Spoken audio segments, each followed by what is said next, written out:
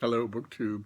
Well, it's the beginning of November, and among the many, many book and literature related things happening in November, there's the institution that is Nonfiction November, which was founded and is hosted by Olive at A Book Olive and Gemma at Nonfic Books, in which they urge you all to read more nonfiction in the month of November. Read some if you read none, and to read more if you read some, to dispel this unfair aura that surrounds a lot of nonfiction. That it's harder than fiction, that it's more boring than fiction, that it's more intimidating than fiction. They both love nonfiction, and so do I. So I'm right on board with Nonfiction November. Now they made a small group of prompts for your reading during the month.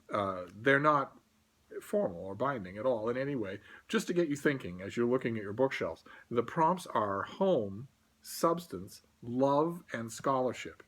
And I was thinking about those when I made my own Nonfiction November TBR, which turned out to be a hallucinatory mess in which half the books I picked weren't nonfiction. I know. With friends like me, the event hardly needs enemies.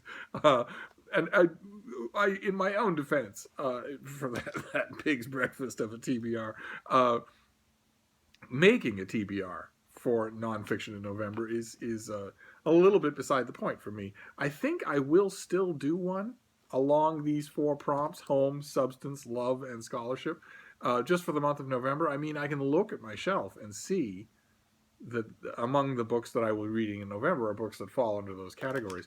But in my own defense, I'm going to read, 90% of what I read in November will be nonfiction anyway. In fact, I'm thinking about bumping that up a little and just reading almost exclusively nonfiction unless I'm being paid. That would be fun. And I don't know. I don't know how close I'll get to doing that, but it doesn't matter anyway. I hardly need to artificially select. My reading in any given month is mostly nonfiction. But the purpose of this video really isn't to do a do-over for my TBR. That video will stand forever with my name on it as a video indicating that I perhaps don't know the difference between fiction and nonfiction. No, my purpose here really is to encourage the rest of you.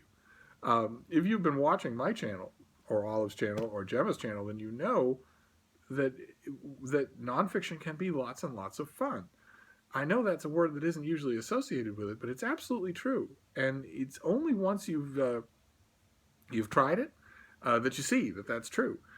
So my advice in breaking into nonfiction, if that's what you need to do, so I'm sort of aiming at people who never read nonfiction, or who seldom do, or who have really bad associations with it.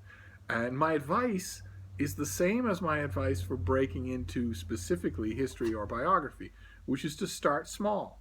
Find a nonfiction subject that genuinely interests you, something that you don't need any prompting to read about. There has to be something.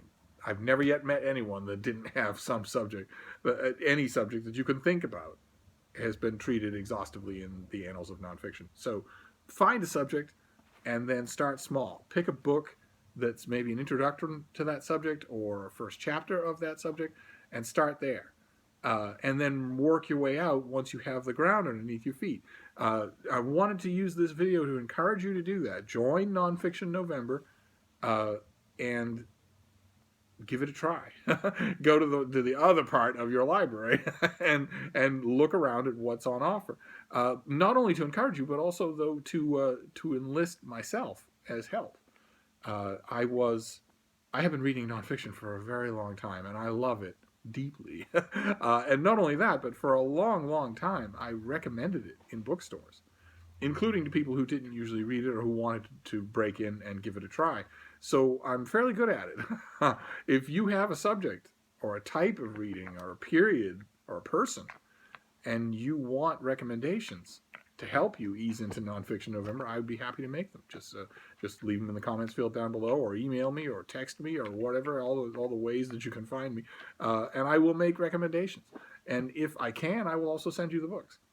Because I admit, as much as Olive and Gemma, I am a preacher for the gospel of nonfiction. I think it's great. I love it so much to read. And I won't say that it will ruin fiction for you, because I know that a lot of you love the made-up stories very dearly, and I do too. And I read a lot of fiction, and there's quite a bit of it that I love. But there's an element that's present in nonfiction, especially that's present in really well done nonfiction, that isn't present in fiction, that can't be. Same thing as there's an element in fiction that isn't present in nonfiction most of the time. Fiction is capable of magic. Most nonfiction is not. It's a balance. You get the best of one world or the other, depending on how well you invest yourself. So uh, so that's what the purpose of this little video, made very late at night, is to not only encourage you to join Nonfiction November, but encourage you to let me help you if you need it, in terms of picking a book and maybe getting it into your hands. I don't know if you want me to do a TBR of suggestions along these categories: home, substance, love, and scholarship. I can certainly do that, especially the fourth one. But if not, I will certainly be checking in throughout the month for Nonfiction November, because again, it's going to be most of what I read. So I'll be talking about it. But in the meantime, I'll wrap up for now, and I'll see you soon. Thank you, BookTube.